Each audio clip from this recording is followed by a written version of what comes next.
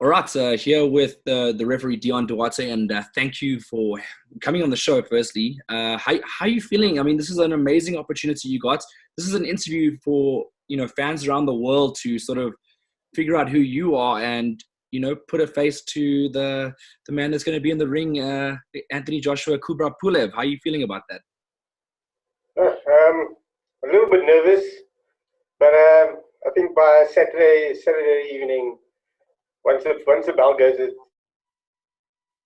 well, I'm hoping so. Yeah, and let's go back to the beginning of your refereeing. I know it's probably a long story, but if you could maybe keep it as short as possible, how did you get into refereeing?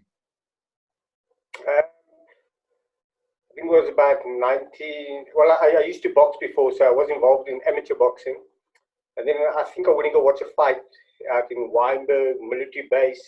It was about 97. I think it was Mzonke Fana against Nkunsili Kondile. It was for the SA junior lightweight title. And I watched the fight, and I couldn't believe that at the end of the fight, they gave the fight to Kondile. And I was convinced that Fana did enough to win that fight. So the next Monday, I think it was the Monday, the fight was the Sunday. The Monday, I phoned the Western Cape Commission. And I told him, look here, I want to become a referee and a judge. It carried on for a while, and then I think it was about a year later in 1998, they called me up and they said, okay, they're going to start training. And then I went for the training and I wrote an exam and I became an official. So, I mean, years and years and years of hard work after that went into sort of getting to this moment. And the reason I'm saying this moment is because, like, you've had world titles before, you've refereed many world titles before, but this is the biggest one by far. I mean, this has got to be the defining performance of your career as well. Would you agree with me? Yeah, I said this is the pinnacle. You don't get any bigger than the world heavyweight title. And to be honest, when I was told I was doing the fight, at first I was asked, "Are you available?" And my first impression was, okay, I'm going to be a judge. And then I think by a day later, I received the official letter, and I looked at it. Yeah. First, I looked twice. I couldn't believe it. And it said referee. I contacted Darryl Peoples, the president of the IBF, and he said, no, it's fine. We have confidence in you. So I was like, okay. I must admit, I was a bit shocked. I mean, of course. I mean, this is a huge. I mean, whenever it's going to happen, but this is going to be the first of many. I mean, you're going to put on a good performance here, and people are going to look at you and think, okay, Deon's the go-to guy with regards to the big titles. That's obviously what you want to do, right? Well, hopefully, God willing, that happens. But we'll see. And obviously, anything can happen in boxing. Oh, that's true. But I mean, obviously, with the build-up in the week now, you're obviously going to be off your social medias, off your phone, and everything like that. So it's like sort of, we're chatting now, but the serious business really starts. I mean, you've touched down in London, you're in your hotel room. How was the nerves, the feelings before this big moment? Like I said, I was nervous before. When I got here, I started relaxing, but I'm sure by Thursday, Friday, I'll be having to pop a couple of pills there. The reason I ask that is because a lot of people don't really look at the referee's point of view. They're always looking at the fighters and saying, "Oh, is whoever's fighting, are they nervous before they get in the ring? How are they going through?" And the referee is also going through the exact same things, and he's knowing that he'll be scrutinized because he's got probably the most important job in there of keeping both guys safe. Generally, before a fight, I do get nervous, especially on the day of the fight. The morning, I start feeling sick in my stomach. But like I said, by the time the first bell goes, those nerves are gone. Because I was about to say, nerves could be a good thing as well because it just keeps you on your toes. It makes sure that you don't make the mistakes that you could potentially be making as a referee. If a referee's too nervous and they don't make the right call, they could be called out for it. And I think that being just the right amount of nervous is a good thing. Yeah. You'd agree with that one. So let's look at London itself. I mean, how's your stay been? Briefly, obviously very brief, but I mean, how's it been? Have you been looked after well? Oh yeah, very well. I arrived here on Saturday, and Saturday evening we went into the bubble, the COVID test. Then I had to stay in my room until the results came out. It's actually, it seems like a bit like a prison because the security was, you didn't leave your room. Your meals were delivered to your room, and I think my results came back the next day, probably like 11, and then we were allowed out, and we were allowed to go to I'm on the sixth floor, so we're allowed to go down with the lift.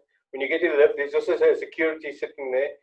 You got to show your armband, and then you let down into the third floor, and that's they've got a entertainment center there, so you can watch movies or on a big screen.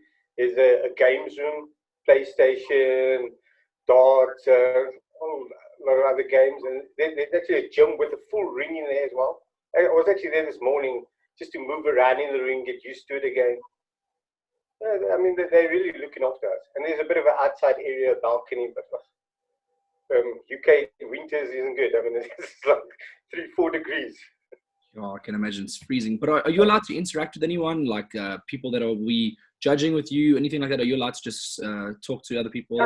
Yeah, we've all been tested, so we're all negative. So everybody's allowed on the floor. I mean, Pulev is here. Him and his team are also there. So everybody's together. I mean, okay, so it's the heavyweight, as you said earlier, it's the world heavyweight title. I mean, it's all the belts. The two big guys, their size, just the size of the boxes, not the size of the belts or anything like that, just the actual physical size of the boxes. Yeah. When it comes to separating guys that big on world level, I mean, how do you handle that? Well, that's where my pre-fight instructions will come into use. I'm going to explain to them exactly what I want from them. So that they will know by the time they get into the ring what I expect when I say break. I don't want to physically go in and break them. They must break out of their own accord, and that is what I'm going to emphasize to them. Because I mean, I'm not the biggest guy, right? But I've also been watching a lot of videos, especially of smaller referees, like what's this guy, Bulls Lane. He wasn't the biggest guy around, but he used to handle those big guys. And I've been watching how he does it, and on Saturday I'll put that into practice, see if it works. You've done an IBF world title previously in England, so you've got that experience. However, the fans will not be the same intensity, but you know the sort of environment that you're going to be getting into. Yeah. Does it help with this particular fight or not necessarily? Just, I really don't know what to expect, because I believe there's going to be 1,000 allowed in. But are they going to be as vocal as what they normally are? I don't know. You know, it's something new to me. You know, I think it's new to most people. Because I mean, I think this is the first show that they're actually going to have 1,000 people in. So I really don't know what the vibe's going to be like in there. But normally what I do is, when I'm refereeing in any case, I tend to block out the sound of the crowd and things. So. Yeah, I also want to get from the people overseas as well, because, like, I mean, people that will watch this video, because I'm sure a lot of people will be intrigued to see who's refereeing this fight. And, like, what type of referee are you? Because we saw, like, I'm just going to use an example. In the Mayweather fight against Maidana, in the first fight and the second fight, we saw two different referees ref the fight completely differently. Same fighters coming into the fight, nothing changed. What sort of a referee are you, and how do you, like, negotiate things? Okay, I'm usually a no-nonsense referee. I don't take nonsense from anybody in the ring. When I get in that ring belongs to me, and I'm in charge. And then that is the way I approach every fight. Obviously, there are, you know, I like to use this term that Jack Reiss uses. He says there's the rules, and then there's the spirit of the sport. And you know, you can't be so strict that you base from somebody. You know, because sometimes you get a taller fighter and you get a shorter fighter, and the shorter fighters, his aim is to get inside and work inside. Now, a lot of guys, as soon as the shorter fighter gets inside and he's busy wrestling away inside, they'll come in and they'll break. And you're taking advantage away from that guy. Give him the opportunity to fight on the inside, and then if he's not doing anything, then break them. So, but generally, I'm a no-nonsense type of guy. Well, I think a few times I've seen you actually. You get up there and you like shout and you'll reprimand them, and I think like that is like Jack Reiss as well. He's exactly the same. Do you look at him as maybe one of the inspirations in your refereeing career? But definitely, I mean, I've been trained. I've attended training courses by him, so I think maybe a little bit rubbed off. But when I go overseas, I'm usually trained by the top guys in the USA. Jack Reiss, Robert Bird, Tony Weeks. Those are the guys that I look up to, and fortunately, I know I'm very in a fortunate position that they actually train, give training sessions where I'm a member of. Well, interestingly enough, Jack Reiss is a fireman. Well, he was a fireman. What do you do as a job? Because I know being a full-time referee is a little bit of a difficult predicament. What do you do as a job outside of the refereeing game? Okay, I'm a deputy director at the Western Cape Department of Community Safety. So I'm basically an admin guy. That's what I do. So I don't really need nothing exciting like a fireman. So let me get this straight. You got two different lives that you live. You live like this world-class referee, and then you got an admin job. So how do you like, when people at work, do they ask you about like boxing and stuff like that? I don't really talk about it at work.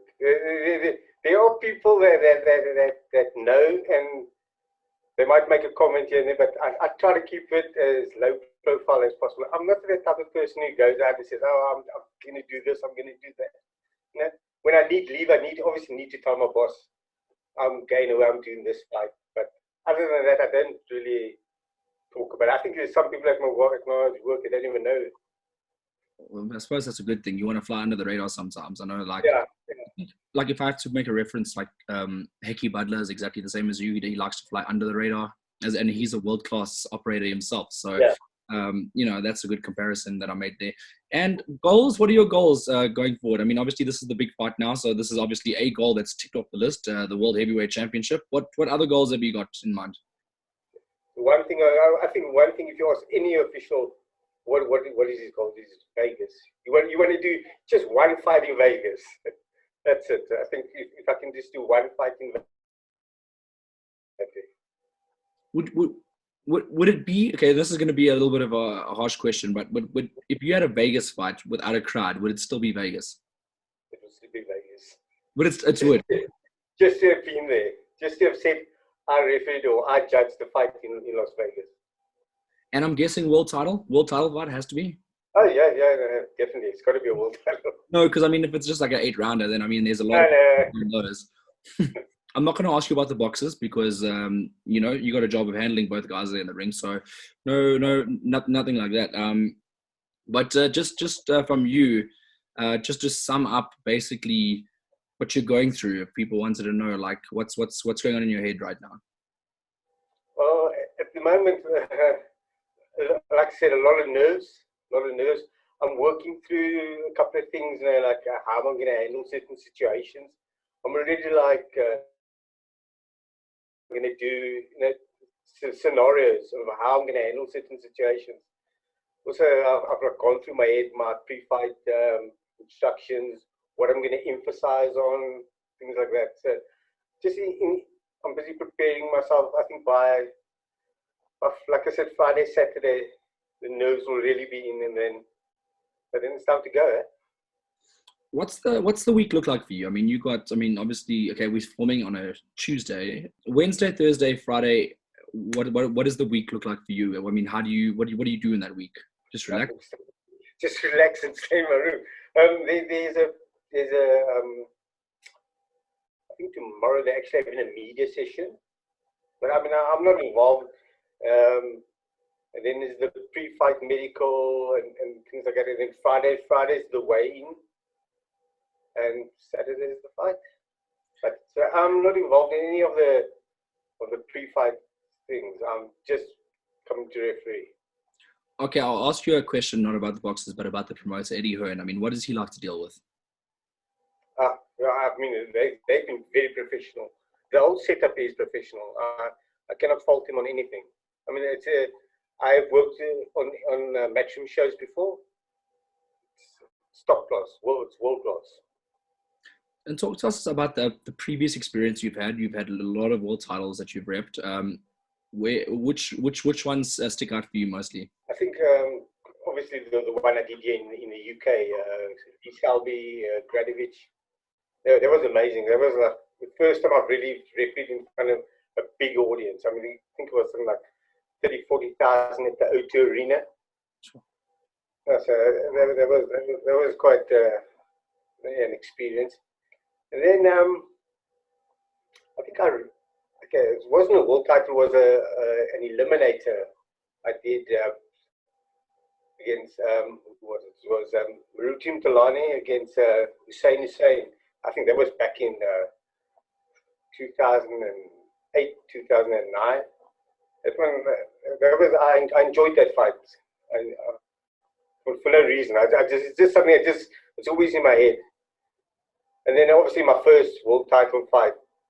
Ironically, the guy that actually made me get into boxing, Zonky Fana, I refereed his world title fight in, I think it was also 2007. That was my very first world title. So it one stands out for me. So I mean, I don't even know if you know the stats. I mean, how many world title fights have you got that's led you to this point? Would you know? It's something like, must be close to 50 or so. Wow. I think it's close to 50. If you combine the refereeing and the judging, it's close to, could be more.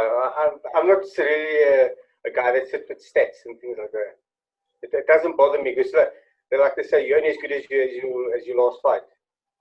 So stats mean nothing.